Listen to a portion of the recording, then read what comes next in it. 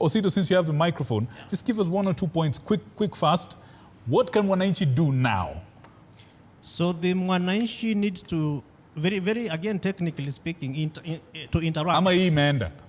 No. And I think he's explained it rather too well. The Wananchi needs to interact with what will come. All right, public fair participation. enough. That's one. Number two, the Constitution gives us the power in Article 1.1, all sovereign power. This thing that we call MPs, anybody can be an MP, is just a surrendered opportunity.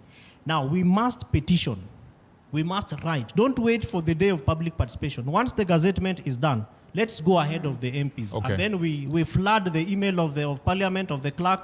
We flood those pigeonholes of the members of Parliament. And I know that there are already organizations that are working with the Mwananchi to be able to forestall this. Of course, there is a space of petitioning for members of Parliament, which we hope that probably they will be able to do. But one of the biggest questions, again, I think Mulama was talking about this. We don't have a law on public participation. So the thresholds of public participation are already dented. Failure to pass a public participation law, again, goes back to Parliament, because it is the Parliament that is required to pass those laws and to legislate. So we are actually cocked and more or less cocooned. My goodness. Mulamba, quick one, please.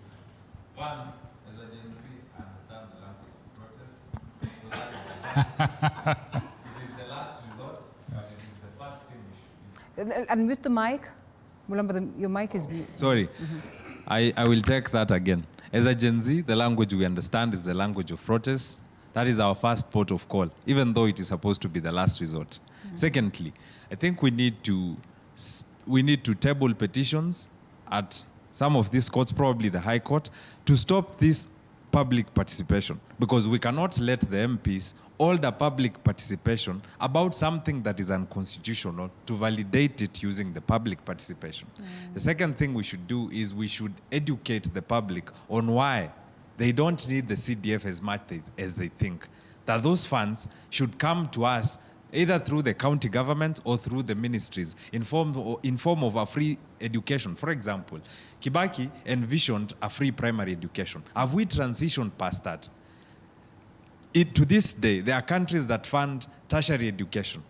We've not funded our secondary education, and we've not funded our tertiary education. Can we get past that? If we consolidate all the monies that come through the CDF, we can fund our secondary education and our tertiary education. The citizenry also needs to come out in their numbers to do this public participation, even though it's a cosmetic exercise. I hope we get a better law by, say, 2026 or so going forward, because we need to protect the constitutionalism. We need to remind the MPs that your work is legislation, oversight, and representation. We also need to protect devolution, because the current Parliament is encroaching on devolution. And as I finish, we need to ensure that this CDF is not entrenched into law, because if it is entrenched into law, the MPs who are the lawmakers would find it easy to edit the roles of a member of Parliament, and they would include development. I mean, that is so easy for them to do. We are holding them on the unconstitutionality of the CDF, saying that the MP's role is not to carry out development projects. What if they edit that particular clause, that particular article, that particular chapter? How will you hold them to account on using the same constitution? All right. Njeri? I agree with what my panelists have been saying, but because, again, some of these messes that we are in cannot be cured tomorrow by a public participation. So I choose to tell the people of this country that I really hope by now every Kenyan has understood why we need to take people who can articulate and legislate on behalf of Kenyans.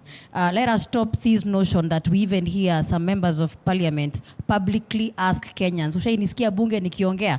Because that is where the problem lies. Because the moment somebody is very confident of the fact that they have never spoken in Parliament, but they can say that, "You see me doing with CDF. Mimi siongeangi bunge, lakini kazi yangu inaongea mashinani," you know. We need to educate the Kenyan people that if at all Parliament does not have lawmakers, representatives, and oversight people who can really hold into accountability the national government, people who can represent the will of Kenyans, not their self-interest. But as long as money is mentioned in CDF, that is in the same parliament, self-interest will never be out of that parliament. But if we can leave the roles of the members of parliament as the constitution of 2010 envisioned, for them to just do oversight, for them to just do legislation and representation, we can have a better country. Because as long as the member of parliament that you are telling to come explain to Wanjiku, he himself cannot even articulate the constitution,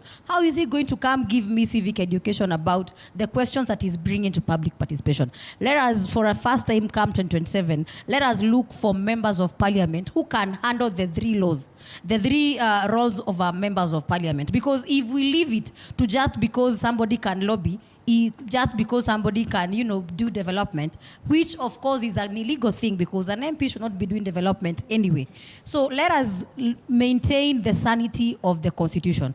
Legislation should be a key thing to any Kenyan who is going to the ballot. If you cannot vote for somebody who can make a law to make your life better, then I don't see the reason as to why that same person should be trusted to handle a fund that is supposed to make your life better. Yeah.